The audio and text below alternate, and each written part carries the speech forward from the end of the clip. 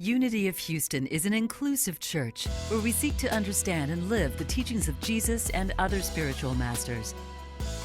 At Unity, we welcome all people from all spiritual paths and every walk of life. We celebrate the diversity of our city and of our world, and we teach love, tolerance, and oneness, seeking to live in harmony with open minds and open hearts. Wherever you are in your spiritual path, you are always welcome at Unity. Join us and discover that the life of your dreams is already within you. We are continuing the Setting a Trap for God series, which is based on the book by Rocco Errico, but it is sort of a parallel to what Reverend Michael's doing on Sunday with the Lord's Prayer and doing a derivation of the Aramaic prayer of the Lord's Prayer. And so tonight I'm talking about the part where there is, well, I don't want to get into that first. First, I want to catch you a little bit up if you haven't heard this before. Setting a trap for God, what does that mean? We did cover that in the first couple of weeks, but I think it bears repeating, and it's such a beautiful idea. Setting a trap for God is actually the English translation of an Aramaic understanding of what prayer is. In other words, we are setting our mind like a trap to trap God's thoughts, to trap higher thoughts, to get divine ideas, we'd say, in Unity. It's like, how can I get out of Karen thinking and get up into God thinking? You know, how can I see a bigger picture? And I tell you what, you think prayer is an exchange of words and that there's some magic words and all that. It doesn't have anything to do with it. It has to do with an idea. It has to do with a bigger picture. It has to do with changing our perspective from this to this. And so setting a trap for God is a way for us to remember that it's time for me to think a bigger thought, to get bigger. And each of the lines of the Lord's Prayer that we're covering each week, and Reverend Michael is doing as well, and I think spirit groups are doing as well, are called attunements. At least that's the name that Rocco Errico uses. Attunements meaning that they're affirmations, which we teach in Unity as well. They're affirmative prayer, so they're affirmations of truth. And when we take them in, they attune us like an instrument. They realign us, new relationships, a new way of thinking. And so each line of the prayer orients us to that mind of God. So they become the ways in which we set the trap of our minds to get the bigger picture. Don't you love that? Don't you wish you knew that all along? Tonight we're going to be talking about the next words of the Lord's Prayer. Let your will be as in heaven, so on earth. Thy kingdom come, thy will be done. That is how I learned it, and you probably did too. Your kingdom come, your will be done. And the Aramaic is beautiful in its expression. Nehwe sewi yanach akana dwashmaya ap brach. Newe sewi yanach akana dwashmaya ap bara. Let your will be as in heaven, so on earth. As in heaven, so on earth. Bring that higher thought down into expression. Let that be visible to me. May I see with your eyes everything around here, changed, transformed, with light behind it, as it's supposed to be, order, that things are okay, things are right, just as they are, even while they're continuing to evolve and change, even as I'm continuing to evolve and change. As above, so below. That is also a teaching in spiritual esotericism, that whatever is that highest thought is being expressed imperfectly or partially, and is evolving and unfolding in this plane of existence. As above, so below. The great denial I want to entertain you with tonight, what I want to do first is sweep some stuff away, and then the latter part of the talk tonight, I want to bring some stuff in, leave you with some new stuff. All right? We call those denials and affirmations. That's what I'm going to do to you in a big sweeping kind of way. So I'm going to sweep your consciousness out and just make you aware. And then with your awareness, you do your own cleaning. You clean your own, you sweep up your own street. So here's what it's going to be. The first thing is, when we talk about God's will, can you feel the heaviness of that? Doesn't it feel like, I hear iron clinking to the ground. God's will, don't you? I mean, it feels scary, hard, painful, punitive, unfun, struggle. It's just all kinds of negative things. We've grown up fearing God's will because it's been used in sometimes the direst of conditions and situations. Well, it must be God's will for you. If that happened to you, it must be God's will. You know, it's like, thanks. You know, everything negative, tragic, unexpected. People don't know what to say, so they point up. You know, must be God's will. So we've really come up with this idea, this association, that God's will is going to be a struggle. Ericko says it this way. He says, I think the first thing, you know, if God is parent, which is what we started our teaching with Our Father, and the Our Father is our translation, but as Ericko tells us that Jesus uses parent, Abba, is close, intimate relationship. So if it's a parental relationship, how is it that God's will is like a heavy metal, you know, chain? And he says, I think the first thing we would desire for our children is that they be healthy. Next, we would wish they would be happy, prosperous, able to get along with others, that they may have peace of mind, that they may understand others and relate well with them, that they may find peace and harmony, not only among themselves, but among brothers and sisters, also in their many other relationships. And we would wish that they may have the wisdom and maturity to journey safely on the planet and stay out of trouble. Would you agree? Those of you who are parents? Yes. That's exactly what we want for our children. I would settle for just like the top 3, you know? I really would. I would like for them to be happy, healthy, free. Yeah, okay, there you go. That's it. And I can't make any of those happen. I have literally tried to make even one of those things happen for my children, but no power over that. And they have all the power, all the control. So that's what we really want.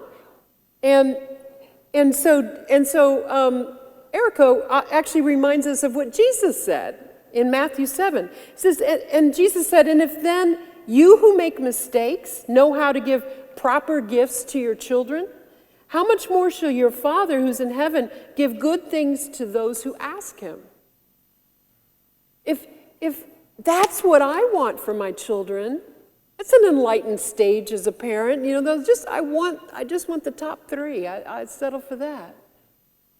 But how much more would God, who is perfect and whole and everywhere present, through which every good thing comes, from which every good thing comes through me, how much more would God's desire for me as a loving parent be everything?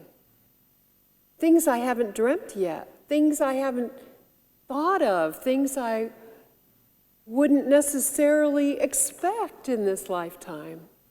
And I can point back in my life and tell you, I have been given some of those things. unexpected blessings, unexpected, amazing gifts that I would never have sought out myself that have come into my experience. What a great God that is. If that's God's will, where did I get the idea that it would make me suffer? Where did I get the idea that it wouldn't be good, that I wouldn't like it, that I wouldn't want it? God's will, I have always associated with suffering and sacrifice. I have to give something up. I have to, stay on the straight and narrow. I can't go have fun.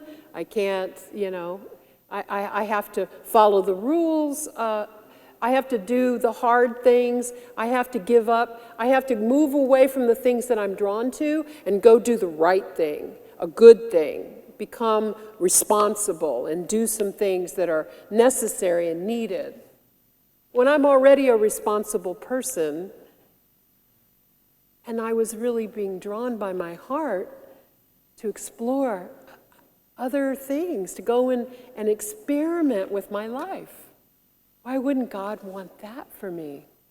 I wasn't sure about that.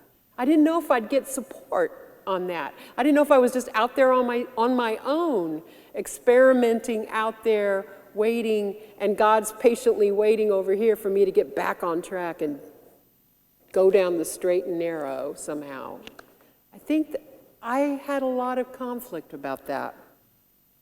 So I'm here to tell you, and clearing this out, God does not punish us, test us, teach us by sending calamities, losses, illness into our lives. This virus was not God's idea.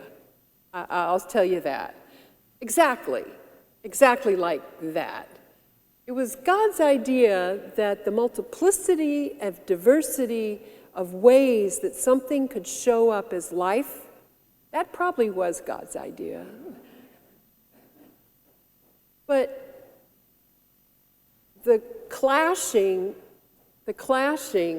of life that comes from viruses doing what they do to hosts that do what they do and respond the way we do, all of that creates other kinds of drama and other kinds of things.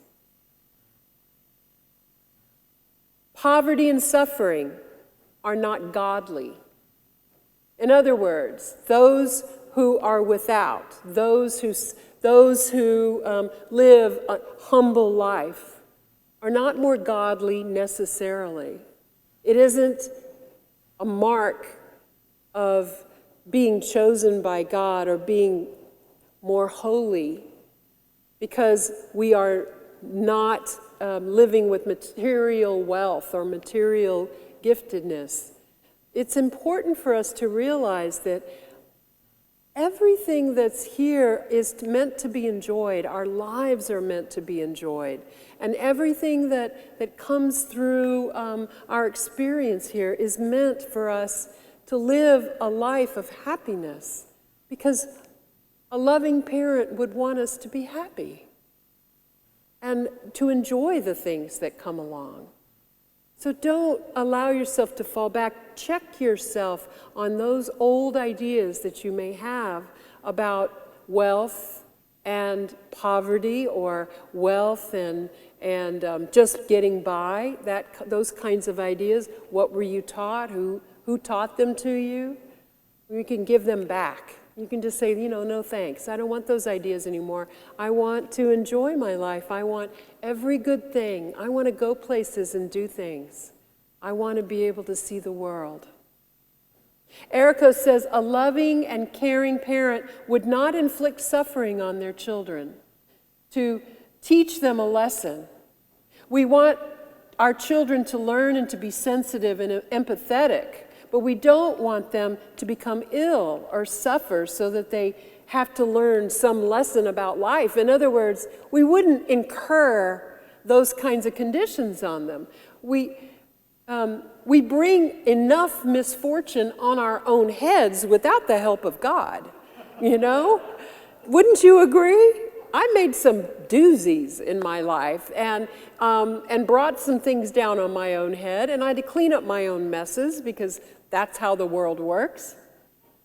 But hopefully, when our suffering hurts badly enough, we wake up to the error of our ways, thinking, change the habits that brought on our troubles. That's our life lessons. But it's not God's plan for us to undergo these conditions. The opportunities that come through the life that we live and the choices that we make is a great adventure. It is a great adventure that hasn't been lived that way, just exactly that way, by anyone before you came, or before you came, before you, or before you. We're all a great experiment of God's. We're cut loose in the world to explore. We have a role to play in accepting responsibility for our thoughts and our beliefs and our actions that have led us to this place in our lives. And when we experience upset, calamity, trouble, when things don't go the way we think they should, when we do have setbacks in our lives, or whatever occurs, when we take a look at how we got there and we make changes in that, it requires, to fully recover, it requires an ability to take responsibility, to make amends, to change our way of behaving, to change from the inside out, to forgive ourselves, to ask forgiveness if necessary, excuse me, and to make new choices. That's how we learn. That's how we teach our children as well.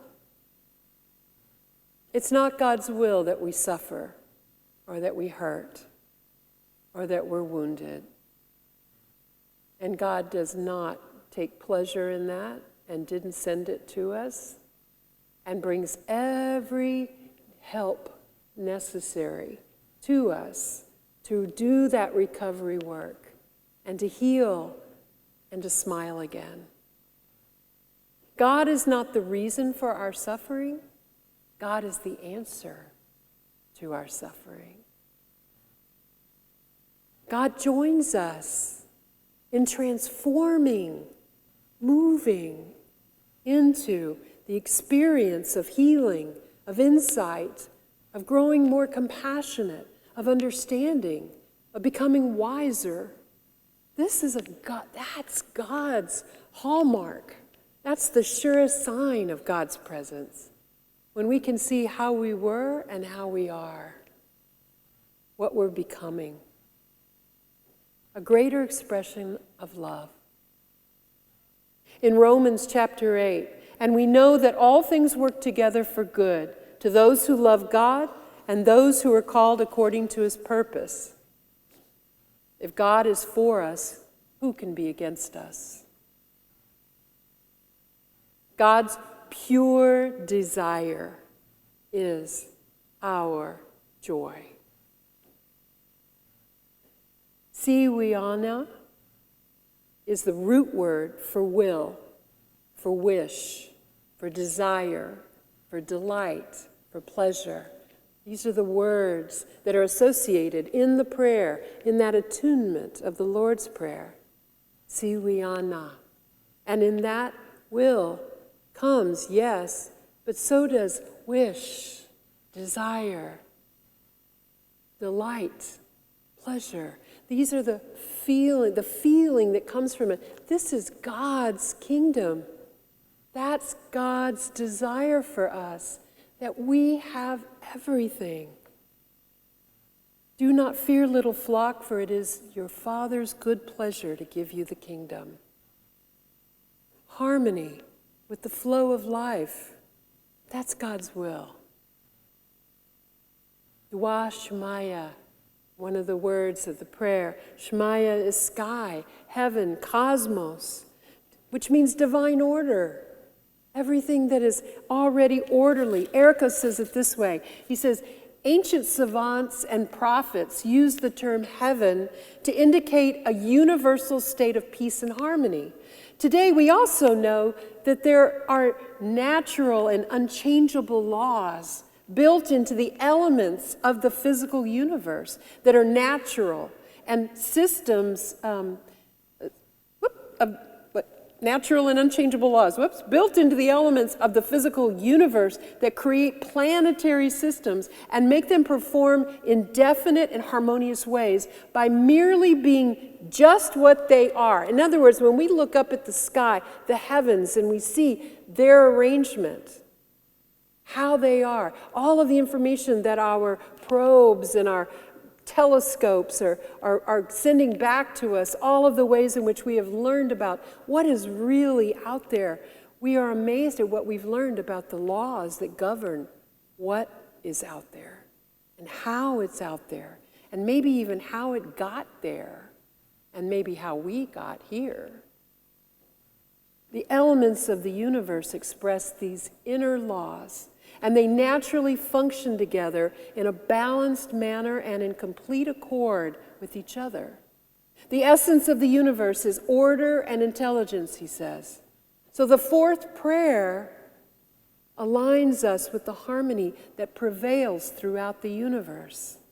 We affirm with all our hearts that we will work with our intrinsic powers and strengths. These inner forces allow us to express the same beauty, harmony, and oneness that we see being expressed throughout the universe. We are a child of the universe. We are a part of all we see and what we still can't see. As we open ourselves to the possibilities, we, just as Daniel Nahmad said, when I surrender, I'm safe.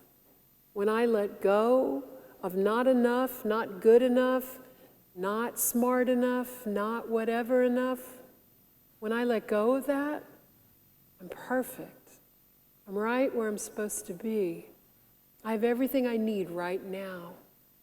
Everything is right here. Swami Prabhavananda, I can say his name right, he said, lazy Christians say, "Oh Lord, someday I will go to heaven and live in your company." Just as lazy Hindus say, "Someday, in some incarnation, I will realize God." But Christ tells us that God's kingdom has already come. It has always been with us, and we must realize this. At least when we pray and meditate, we should forget this universe, forget ourselves, and feel that God alone exists. God. Through such practice, our ignorance will vanish one day, and we will actually see the kingdom in our hearts and all around us. This is a universal truth. Every tradition, every mystical tradition understands that embedded deep within us is this connection, this oneness. The kingdom of God is a state of mind, a state of relationship to others and to our world. What happens, though, when everyday people, teachers, politicians, lawyers, engineers, salespeople, should take seriously their identity as participants in the kingdom of God? Brian McLaren makes this statement. He says, when you see your students or constituency, clients or customers as people who are loved by God, as your fellow citizens in God's kingdom, it becomes harder to rip them off or to give them second best.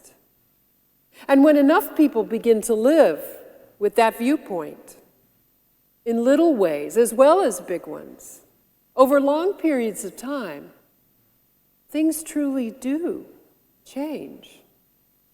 Education, as we know, evolves as public policy, law, manufacture, and economics. In this way, each of us not only prays, "May your kingdom come," but we also become a part of that answer in that prayer.